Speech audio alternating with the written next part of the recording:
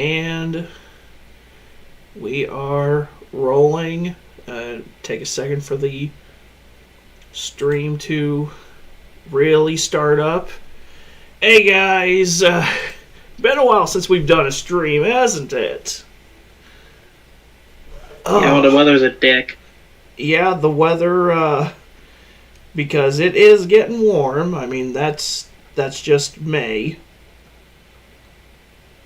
And I do my live streams from inside a metal storage shed. Yeah.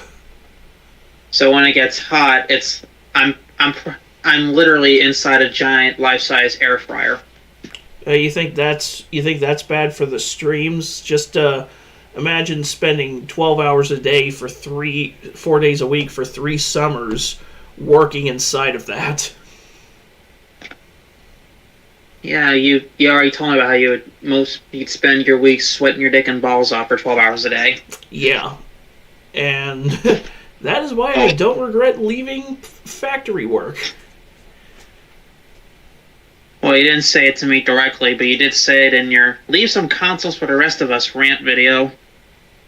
Yeah. Which I still think is one of your probably your funniest video I've ever seen today. That and especially since it was before the whole PS5 and Xbox Series X craze, and it's like, boy, you don't know what's coming. I mean, the craze was right there because you could not find a console for shit in 2020 when I did that video. You couldn't find a console for shit up until fairly recently. Yeah, when Microsoft pulled their heads out of their asses and finally actually made a decent amount for everybody. Like, within the past few months. Like, it was ridiculous. And you know what? I'm just savoring my Switch and my PS5 for as long as I can. You got a PS5? Or not a PS5, PS4. I don't have a PS5 yet. Yeah, because remember, when you get a PS5, you get a free Resident Evil 4 upgrade. Yeah, well. Same with Resident Evil 2, 3, and 7. And maybe Village, I don't know. I think that is on the cover for Village that you do get a PS5 upgrade. Yeah. Because I do have the PS4 version of Village sitting on my shelf. Yeah, I'm glad they actually gave that one a last-gen version. Yeah, I'm grateful they gave the RE4 remake a last-gen version. Yeah, some of us didn't get so lucky on last-gen, though. Yeah, fuck you, Capcom. So anyway. But in any event, that is not the primary focus of today's stream. Today's stream might not be as long as our normal normal streams, because today we're primarily going to be looking at the official teaser that has recently released for the Five Nights at Freddy's movie that is coming out the weekend before Halloween this year. Yeah, about damn time. Now, have you by any chance watched it yet, or have you been able to hold off until now to see it? Dude, I'm about to flip my shit because I've been holding out. Well, I wish I could say the same, because I've been trying to avoid it as best I can. But today, fate decided to laugh in my face, because my mom and I went to go see the new Fast and Furious movie this morning, and of course, the Five Nights at Freddy's teaser was one of the trailers that we got ahead of Double O Toretto. Fucking Universal. Yeah, which it shouldn't have surprised me, but I was like, well, shit.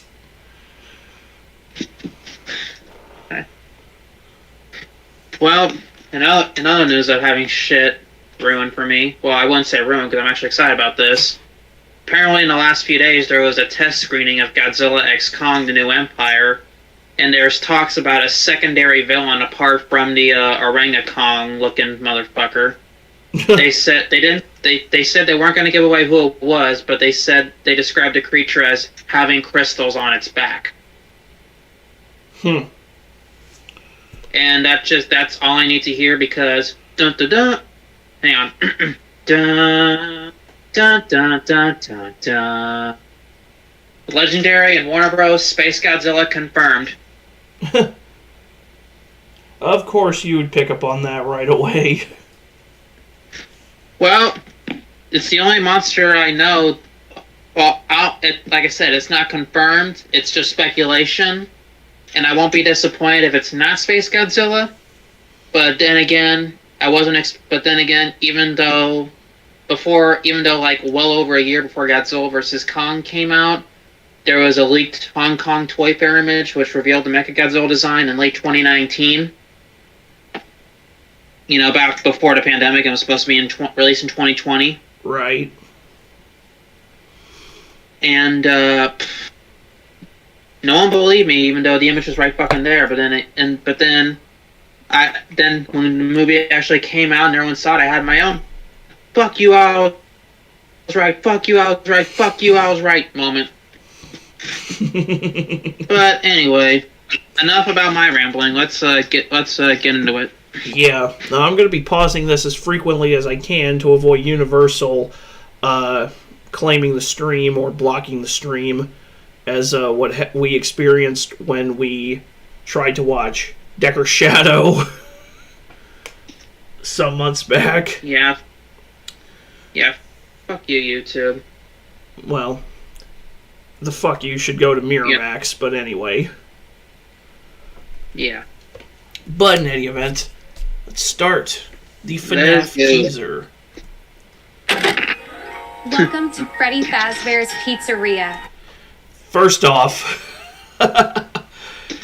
dude, this looks so like late 80s, early 90s. It's awesome. Yeah, definitely looks like a commercial from back then. Or a security training video. But also it's nothing like the Krusty Krab training video. Which the first game, I believe, took place in 93. Yeah, it did have that 90s survival horror feel. And, I mean, if this movie is going to be set in 1993, that would make sense. Either that or Freddy Fazbear's hasn't updated their security training videos in 30 years. Who fucking knows? Yeah, either way. Where fantasy and fun come to life. Hit it, guys. Woo! So already we've got Freddy, Bonnie, and Chica. And they look fairly decent. Yeah, which I understand the animatronics are real animatronics that they had built from Jim Henson's Creature Shop.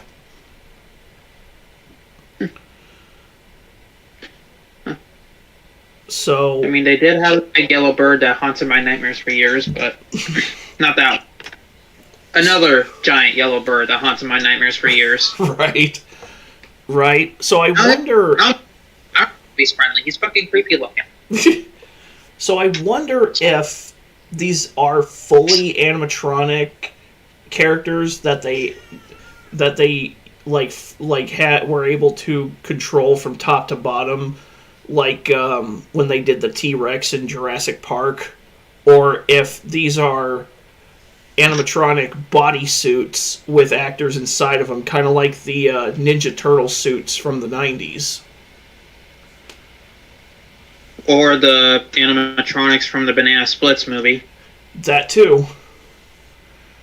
I remembered it because it's literally in the top right corner of the suggested video. Yeah. Best part about that movie was the Fall Out Boy cover of the original Tra-La-La theme song. But not as good as the cover by the Dickies, who also did the theme song for Killer Clowns from Outer Space. Yeah, the 80s were a wild time for punk rock. Yeah, have you seen the Banana Splits movie? Because I haven't. Yeah, I watched it with my ex Chloe. Like, we rented it one weekend because, fuck it. Yeah. We both remember watching reruns of it on Boomerang when we were kids, and we wanted to see what it was like as a horror movie. I'm surprised it was a horror movie and not one of those theatrical, or at least theatrical, family-friendly adventures. Right.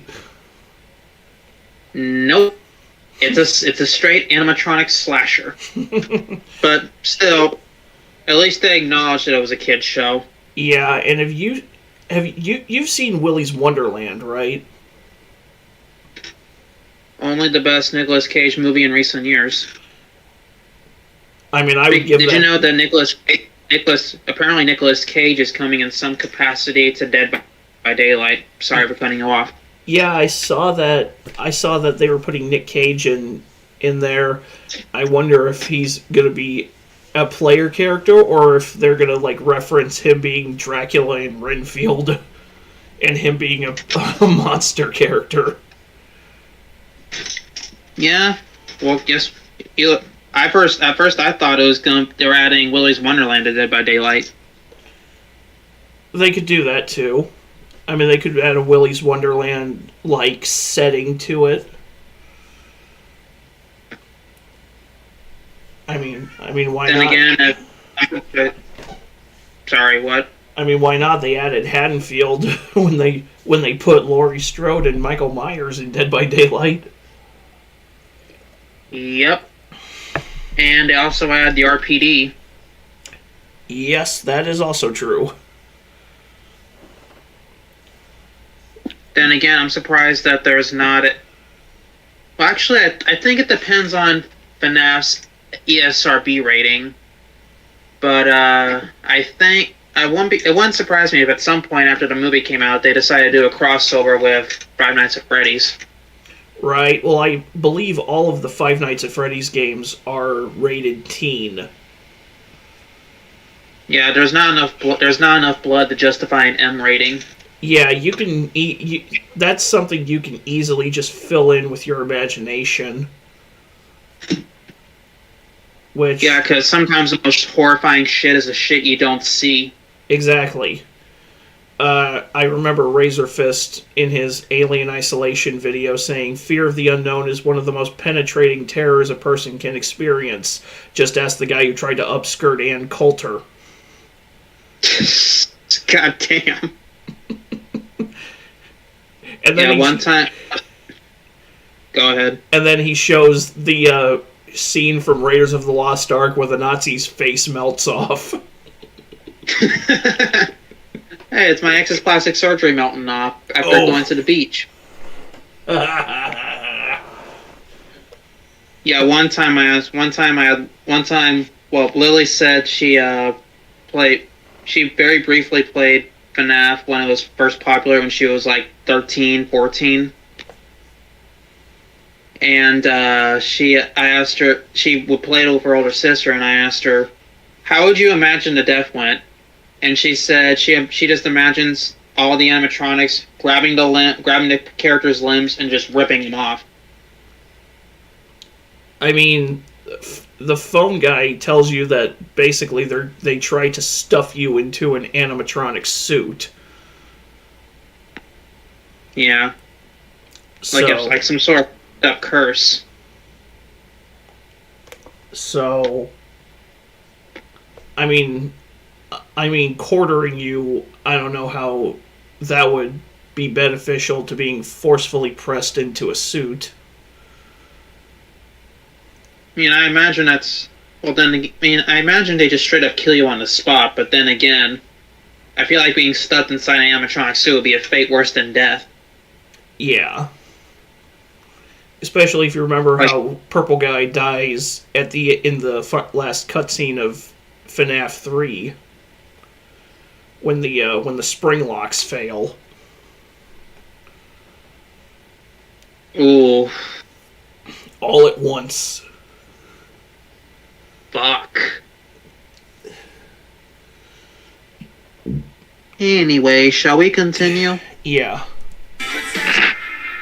If you're watching this video... Oh, Josh Hutcherson. Haven't seen him in a while. Yep, it's been a minute. I think the last movie... the last movie I remember seeing him in was Mockingjay Part 2. Yeah. I've always thought he looked like a poor man's Nathan Fillion. Kinda. He's got that Nathan Drake look. Yeah, he looks like a, Wait, isn't Nathan Drake modeled after Nathan Fillion? No, but there is an Uncharted fan film where Nathan Fillion was Nathan Drake. I was gonna say, this guy could easily play Nathan Drake. Yeah, he looks more like Nathan Drake than Nathan Drake. I mean, don't get me wrong. The Uncharted movie with Tom Holland was pretty good, but imagine that movie, but with Josh Hutcherson. Oh yeah, and Tom Holland was a good Nathan Drake. Then again, those actors who really love the video games they're portraying, they're known to treat with respect and do it justice. Yeah. See also Robbie Amell as Chris Redfield. And see also the rumors of Tom Holland starring in a Jack and Daxter movie. That too. And I don't care who they choose to direct it as long as it's good, but I prefer it be John Carpenter because apparently Jack and Daxter is one of his favorite video games. I mean, I would rather Jack and Daxter be an animated movie, but I could definitely go for a Carpenter. Like, Carpenter doing a video game movie would be amazing anyway, just because he is a known gamer. Despite being he's about to be in his mid-70s. Yeah, and he is a big fan of, right down to directing the cutscenes for Fear 3. Yep. He's a big fan. For those that don't know, what? He's a big fan of Fear, and he's a big fan of Dead Space, and he wants to do a Dead Space movie with Kurt Russell, and Kurt Russell wants to do a Dead Space movie with John Carpenter. Now, why the fuck isn't it happening? I don't know. There's a rumor circulating right now that James Wan might be in the running to do a Dead Space movie, but that's one of those things where it's like, I'll believe it when I see it. I mean, James Wan is one of those masters of horror. I don't know. I'm not a fan of... I like James Wan's action movies much more than I like his horror movies. I find his horror movies to be kind of annoying. Man. He's way too jump scare heavy for me. I mean, Dead Space had a lot of jump scares. I mean, yeah, that is true, but... So, I mean, that might fit James Wan's style. John Carpenter was always a much more atmospheric horror director than a jump scare guy. Even when his movies had jump scares, they had an atmospheric build up to the point to where it warranted, where the jump scares felt earned, whether it was Halloween or The Thing or whatever.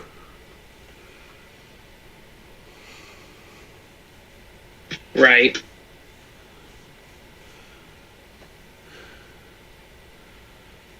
Yeah, but it looks like Josh Hutcherson's playing our security guard for this movie.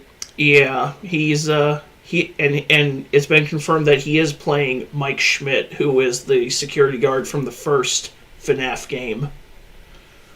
Yeah. Also, goddamn, 15 million views in 2 days. Yeah, this thing blew up. And that doesn't surprise me at all.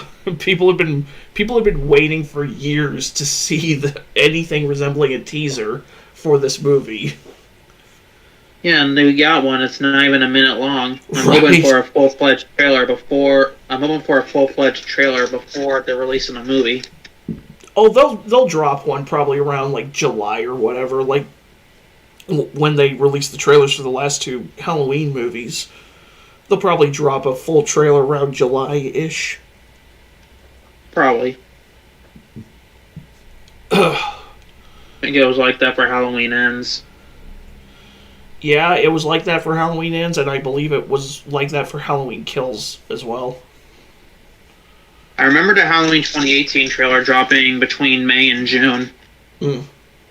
So, I don't know. I kind of like that the teaser doesn't really give you a whole lot of information to go on. Just Josh Hutcherson is a security guard, and something insane is going on in this pizzeria. Yep. Something supernatural. Yeah. And an owner that is more than slightly crazy. Yeah, I think that's Matthew Lillard's character. It is. We'll get to that when the teaser does. Yep.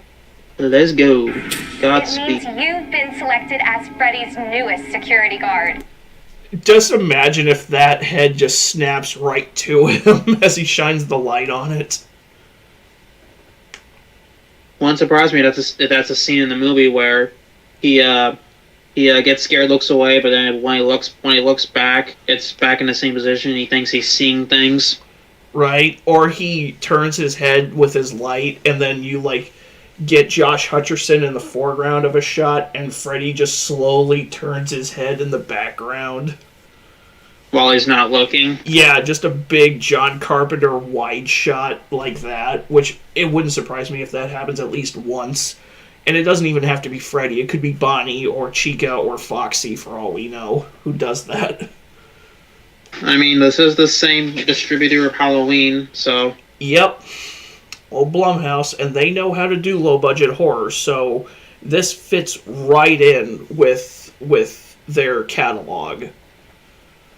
Oh, yeah. I'm still curious. Especially since it's based on an indie game. Oh, yeah.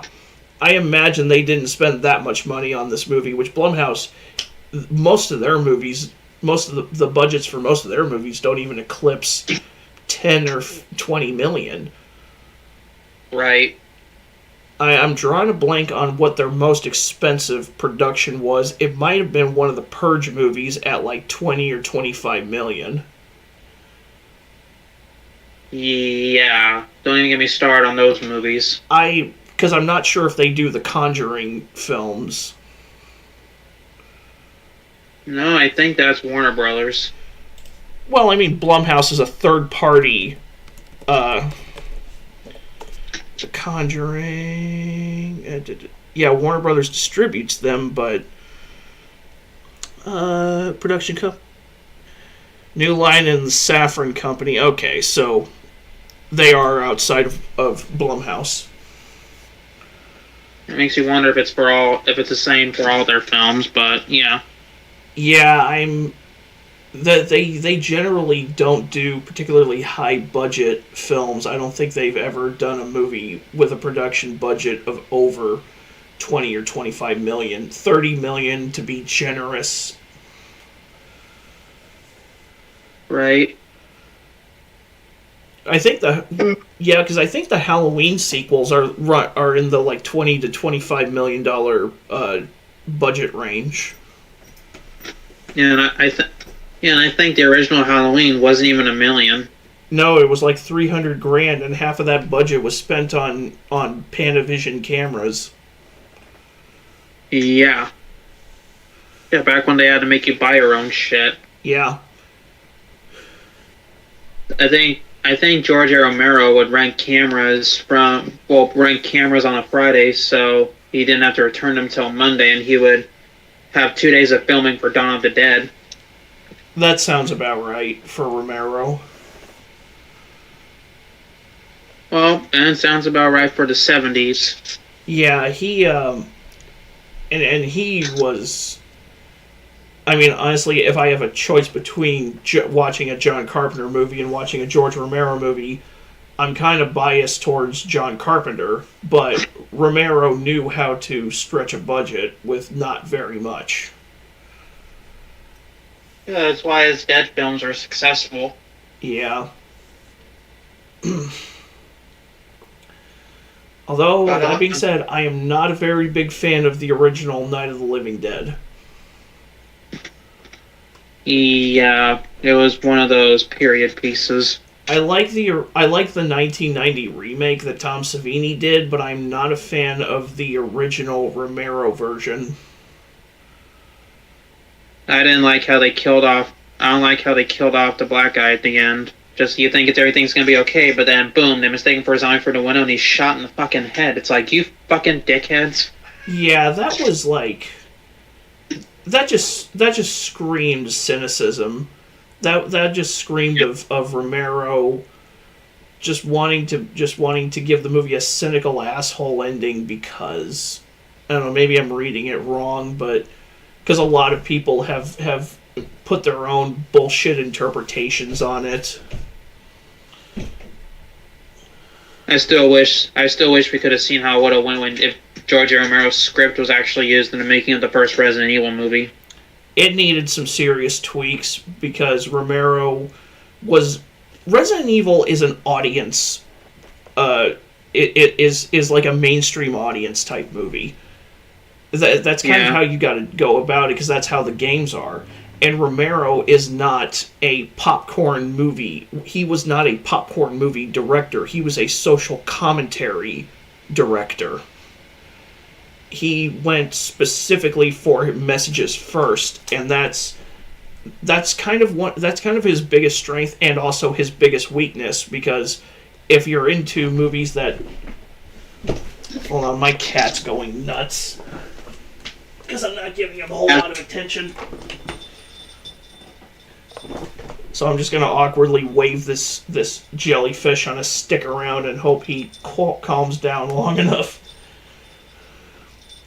But Romero was not a popcorn movie, audience movie director. He was a guy who went specifically for social commentary with his movies.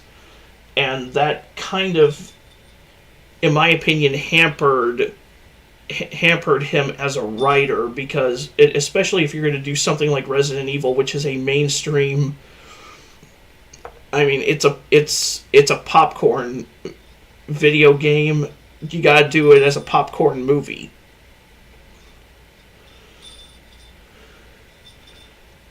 I feel like even though he didn't do a zombie movie until 2 years after the first movie dropped, Zack Snyder would have been a better pick for Resident Evil, just from the way he handled the Dawn of the Dead remake. I think he would have been a much better pick to direct a Resident Evil movie than what was in the Anderson series.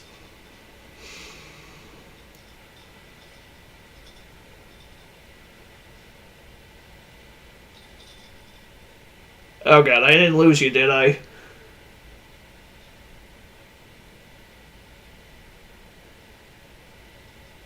Yep, I have lost him. See, now I'm now talking all by myself and talking to myself. That's chaos theory.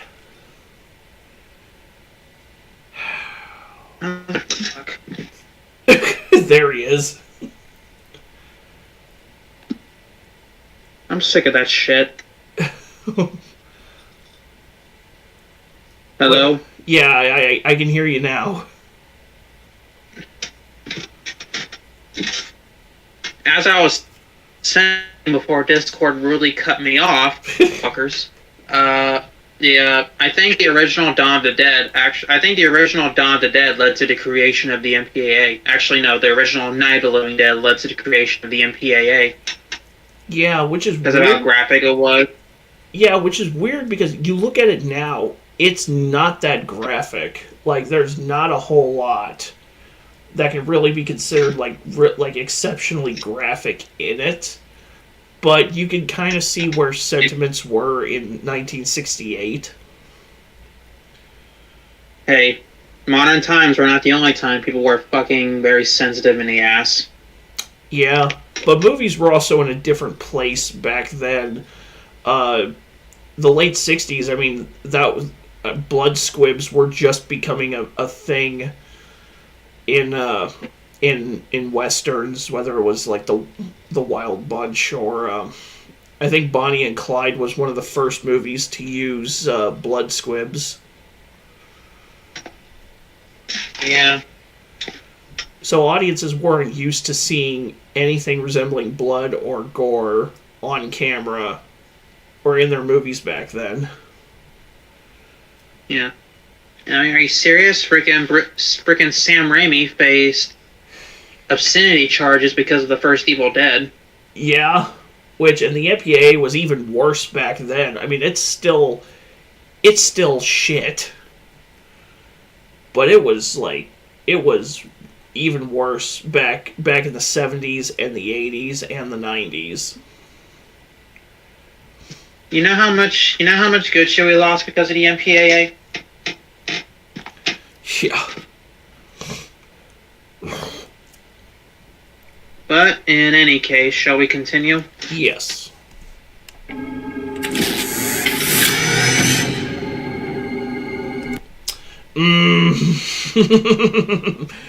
Tell me that shot. Nostalgia shot. Do what? Nostalgia shot. Exactly. It's like, tell me that shot doesn't hit you with waves of nostalgia or send chills up your spine. A little bit. I mean, I'm just glad it's finally fucking official.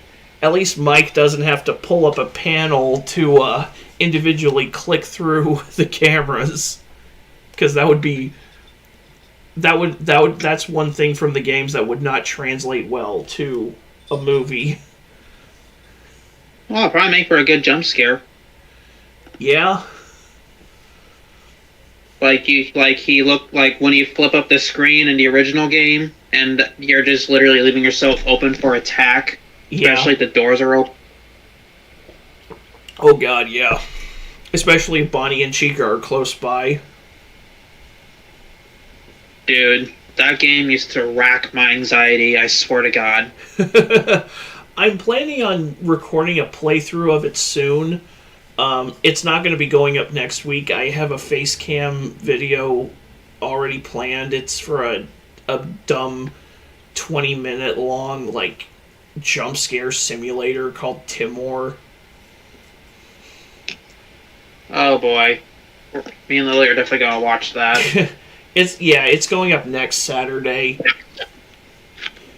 I've got some indie games going up next week. Tomorrow morning is going to be the Fast and Furious Crossroads playthrough, since the new movie just came out. Right. But I am going to be recording a Five Nights at Freddy's face cam video for the Saturday after Memorial Day. God, it's May already. Yeah, and then the week after that, I'm gonna be playing a bunch of Jurassic Park games, because the original movie turns 30 next month. Yeah.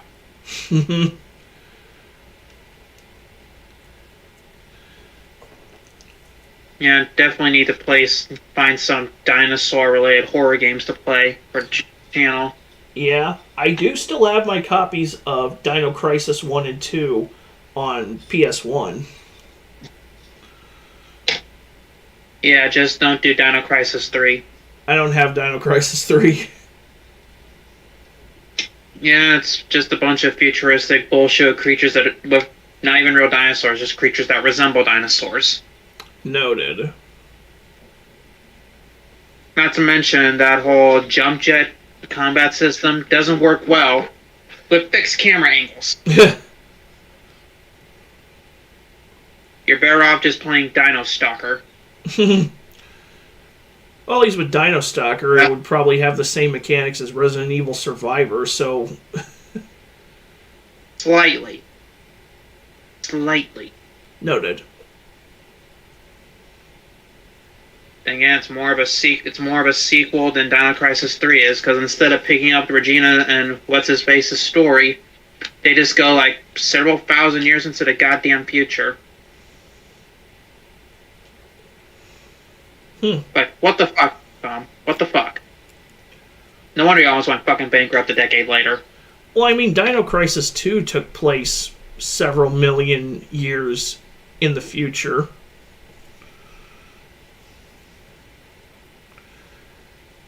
Really? Dino Crisis 2 did. You didn't find out about it until the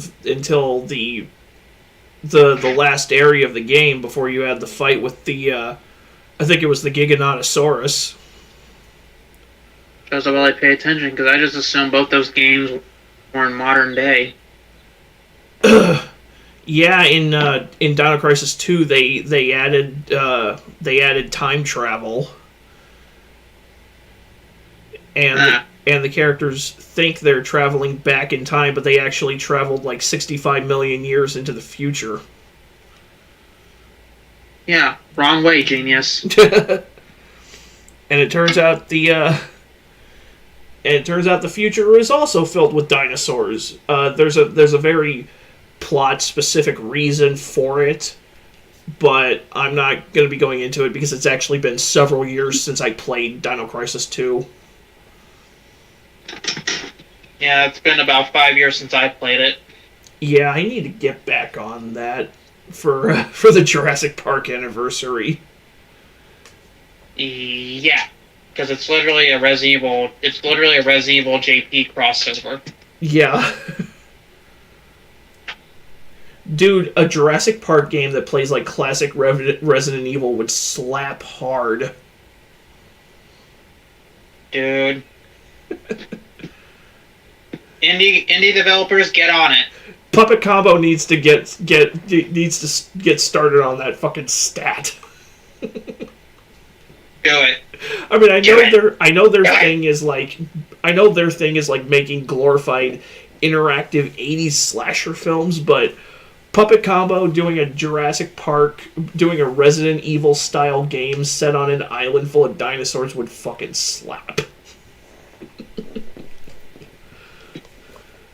Yeah, for sure. Anyways. Let's move on. Yeah. We're going to have so much fun together.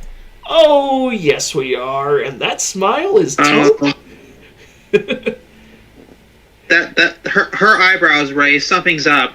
Yes, something is very up. Like that she looks like she's being forced to smile at gunpoint by one of the animatronics. William Afton is standing off to the side with a shotty like, you smile for the camera. Then again, she also kind of looks like Heather Langenkamp from the original Nightmare on Elm Street. Yeah.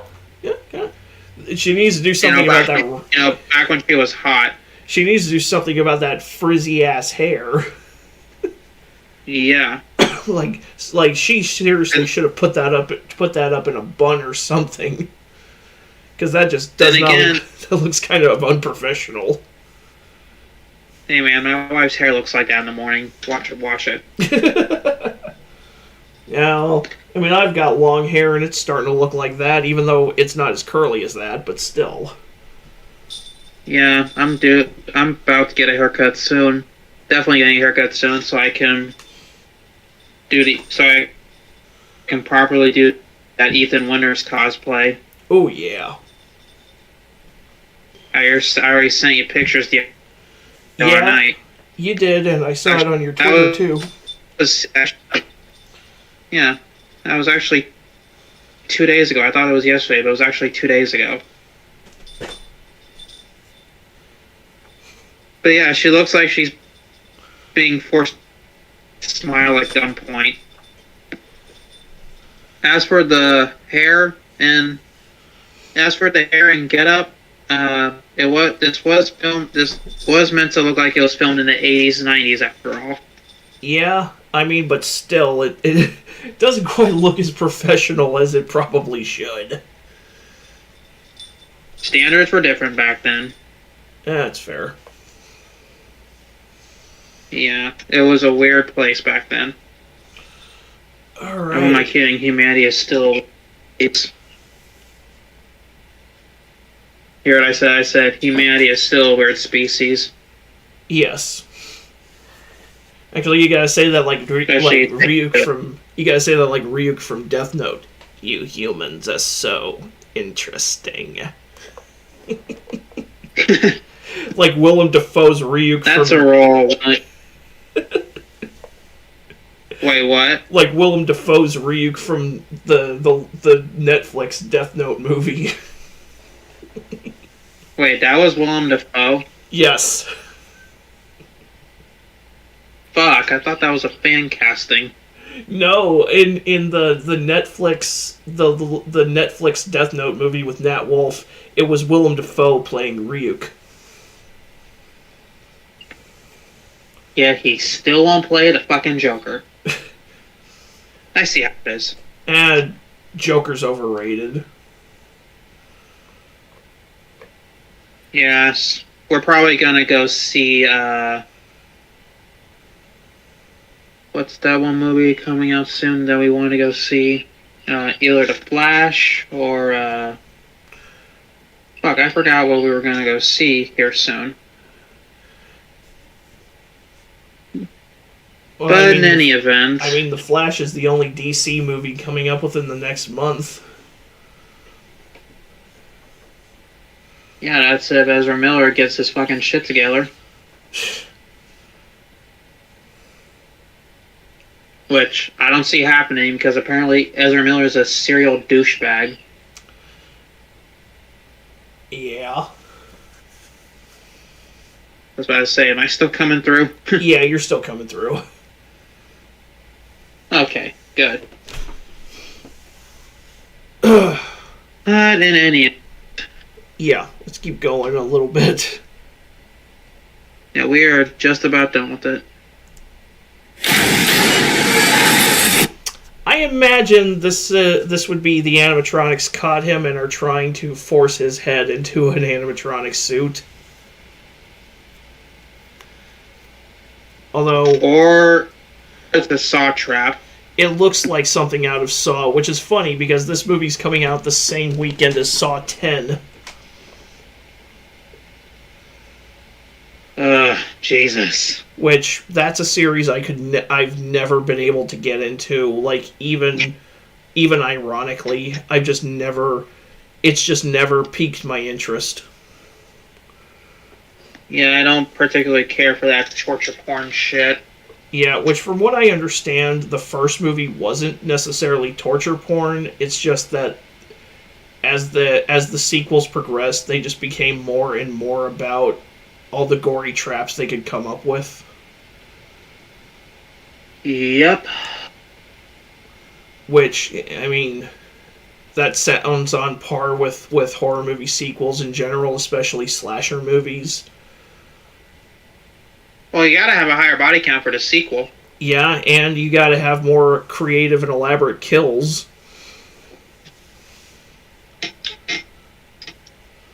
Right. Now, people are debating whether or not this movie... Like, people are having actual arguments all over social media about whether this movie should have an R rating or a PG-13, and I think... Like, if it's going to be based off a teen-rated game, at best, it should probably be PG-13 and lead more into the psychological element. I would assume it is going to be PG-13. But... I'm gonna watch it either way. But... I don't know, maybe it will, maybe it won't.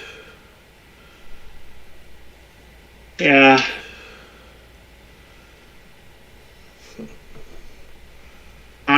We won't know till a few months from now. Yeah, that is very true. Yeah. Let me just check this health of the stream. Okay, looks like it's still doing okay. My phone's kind of acting funny and tracking the stream progress. Yeah. So, I'm literally looking at my phone screen right now. yeah. Okay, so it's probably just my phone. Because I'm a cheap bastard.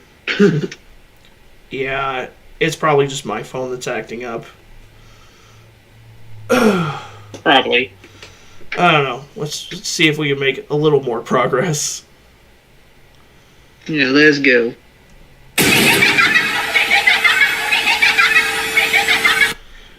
There he be.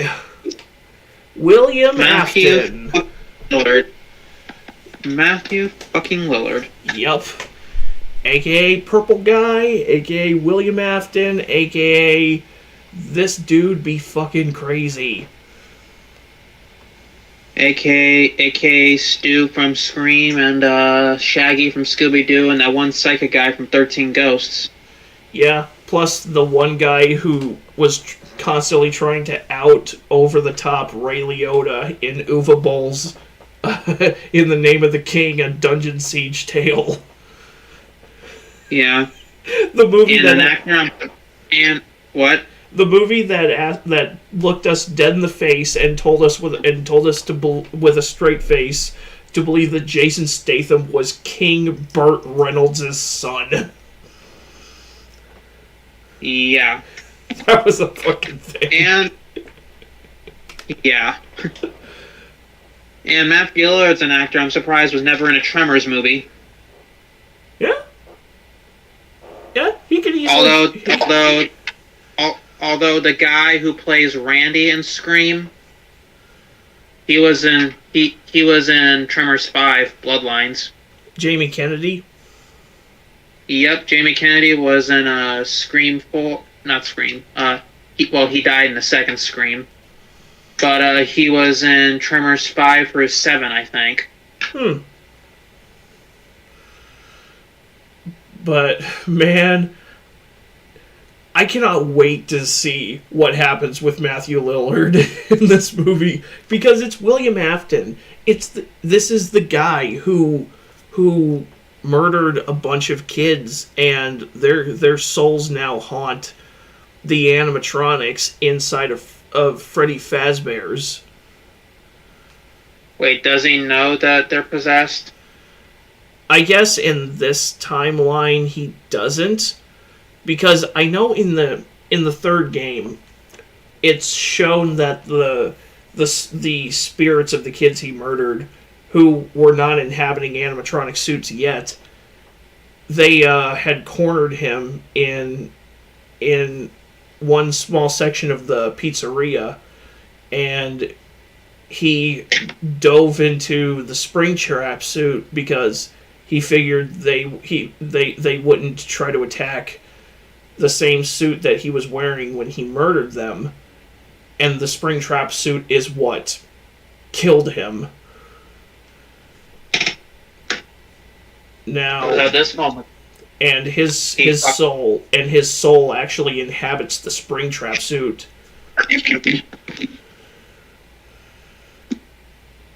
Interesting. Now, I'm not fully read up on FNAF lore. I'm not an expert on it. I know a little bit. I'm not Scott Cawthon.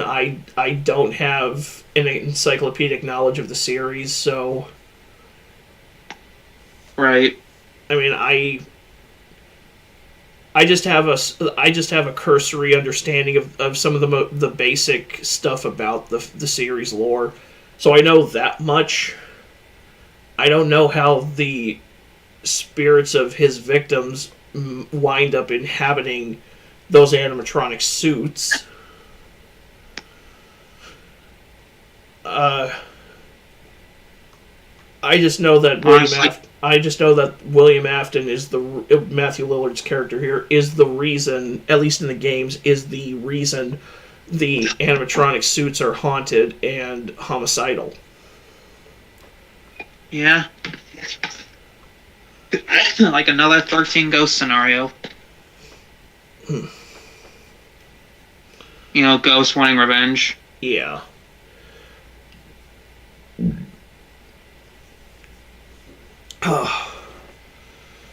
So I'm curious as to whether or not the Freddy Fazbear's building is under different management and Afton is just kind of, retired from the restaurant business and just kind of doing his own thing, or if he is Josh Hutcherson's boss and he is the full-on owner of Freddy Fazbear's in the movie itself. Yeah, that's one of those things we won't know until we see the movie. Yep. People are sticklers for information. Yeah, and you know, Game Theory is going to make like 7,000 videos off of this teaser alone. As they do with every other goddamn video game trailer or movie.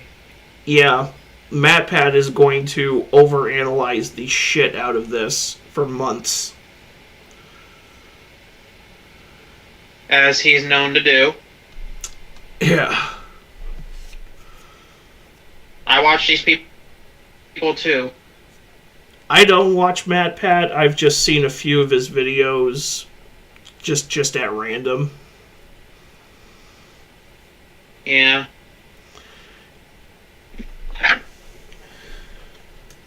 Yeah. Shit. Is the heat, Okay, we're good. I was about to say, is the heat getting to you?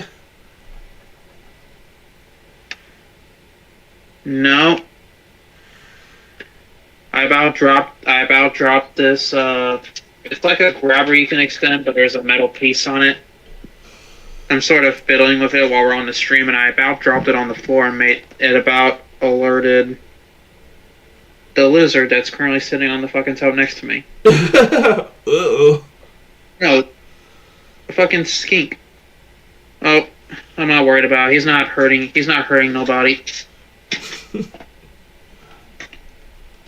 not like he's gonna fucking lay a bunch of eggs in my Godzilla collection. Right. Then again, you never know which animals are asexual anymore. Right.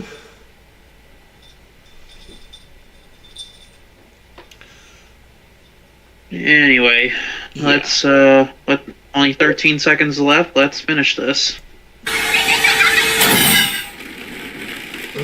Oh. Hold on, let me try to go back a frame. Yeah. There we go. Big ol' fucking Freddy. Yeah. We now a lot of people Still a dickhead as well. a lot of people are not big on the way the eyes are done. They like the classic glowing red eyes, where it's just like, you know, a black void and then the red dots. I'm personally indifferent to the way Freddy's eyes look and the way everybody else's eyes look. And the fact that it looks very, very CG in this frame. Yeah, but that could just be the lighting or the way it's framed in general. Probably. Yeah, because like I said, these are animatronic. These are actual animatronics that they did build for the movie. Yeah. Courtesy of Jim Henson, rest in peace. Yeah, which, I mean, these, they almost, I mean, this looks like it could be in a 1980s movie. Sorta. Yeah. The way some of the shots are handled, the way it's all lit, and the fact that they actually built practical animatronics to use, it could be in a movie from the 80s or 90s, which, I mean, it looks like this movie is going to be set in that time period. I would hope so. People are speculating whether or not we're going to get to see the bite of 87. And what's the bite of 87? The security guard that you play as in the second game, Jeremy Fitzgerald, was bitten by one of the animatronics during a child's birthday party. Oh. Did it turn him or something, or? It didn't kill him, but I mean, the phone guy in the first game kind of vaguely hints that he might have lived through it, by saying it's amazing that the human body can live without the frontal lobe. Yeesh. So in other words, he was fucking maimed. Pretty much. Poor fucking bastard. Yeah. And you know it's and you knew it was a different security, and it happened between night 6 and 7. And you know it happened between night 6 and 7 because you get an overtime check as Jeremy for finishing night 6. But then for night 7, you get a pink slip as a different security guard named Fritz Lang. Yeah. You know, the funny thing is we're talking about FNAF. Funny thing, we're talking about FNAF, and there's somebody named Gregory who's saying hi in the chat. Hi, Greg. Already we're thinking of FNAF. Already we're thinking FNAF security breach. Which I'm probably going to play security breach at some point in time. I do have the PS4 version. Yeah. We're getting on consoles now. Yeah. Yeah, I was debating, as far as playing the first game, I was debating whether or not I wanted to get the Steam version or buy the FNAF Core Collection on Switch, which has the first 4 games along with FNAF's sister location.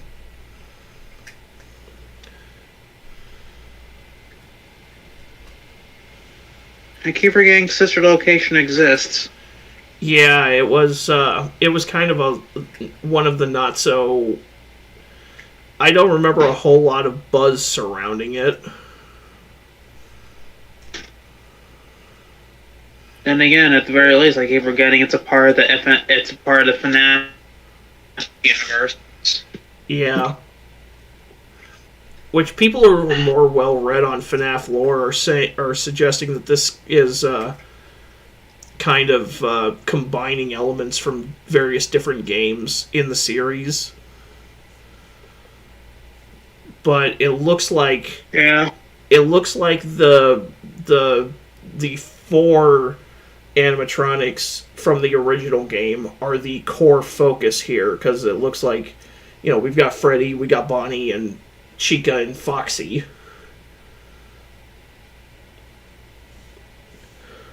Yeah. Yeah. Well, let's wrap this trailer up. Yeah. Let's do it. Title card. October 27th. That was literally it. Yep, less than a minute. Yeah. And we gotta look at the one I call Grimace Bear. Bonnie? You know, because he looks like a cross between Grimace from those McDonald's films and a bear. Yeah. In other words, purple fat bastard. Yeah, we've got a face full of Bonnie right here. Yeah, we did. There's definitely going to be some game type jump scares here. Yeah. I mean, I assume that the movie is going to have more than a few jump scares. I mean, that's part of the FNAF experience.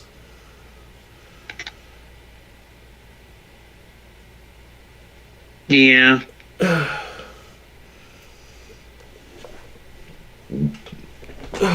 But I'm hoping that the movie, at the very least, has enough of an atmospheric build-up that when the jump scares do occur, that they feel properly warranted. Yeah. Now, when I say this is combining elements from different games, I mean, you've got You've got the location itself. You've got the 4 main animatronics. You've got Josh Hutcherson as Mike Schmidt. The office layout looks somewhat similar to the way Mike's office was set up in the original game.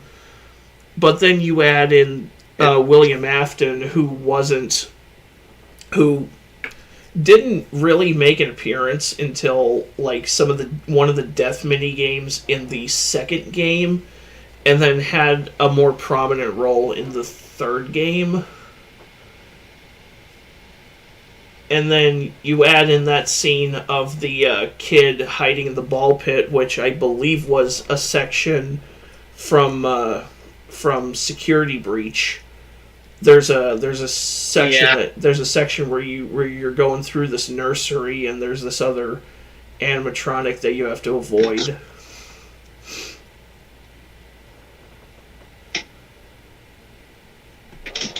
Yeah. And I believe there was a ball pit in there. It's been a while since I watched any videos on it, and I actually haven't played Security Breach yet.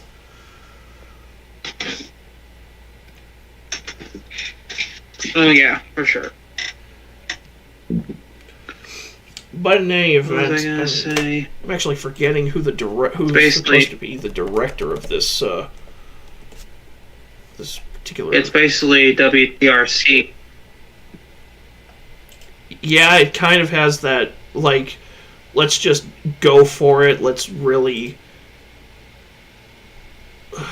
Okay, Emma Tammy is the director for this movie. I have not seen anything else she's done. Previous works: co-director on a movie called Fair Chase, a TV movie called Election Day, Lens Across America, The Wind, and The Left Right Game, which is a podcast series, and a TV series called Into the Dark. At least 2 episodes for it. Now, The Wind, have you seen that? No. I played the, months ago. It's on Nothing well, apart from Tubi. Tubi's about the only service it's on that I use. Some months ago, I remember playing it on the channel just as a quick. It was like less than 4 minutes. There was a game made by the guy who did the Faith trilogy as a promotional material for the movie, and I played that on the channel a while back. It was like a 4-minute video, if I recall. Interesting. Yeah, I think it was made to look like one of the old, like, mid-late 80s King's Quest or Police Quest games. Actually, let me go ahead and see if I can dig that up. Yeah. And when we're done here, I got a little bit of time left on my hands, and I saw there was a Charlie video in the suggested. Oh, really? Yeah, like Charlie's, like the Penguins guy, worst teachers ever. But yeah, let's look into this. Yeah, I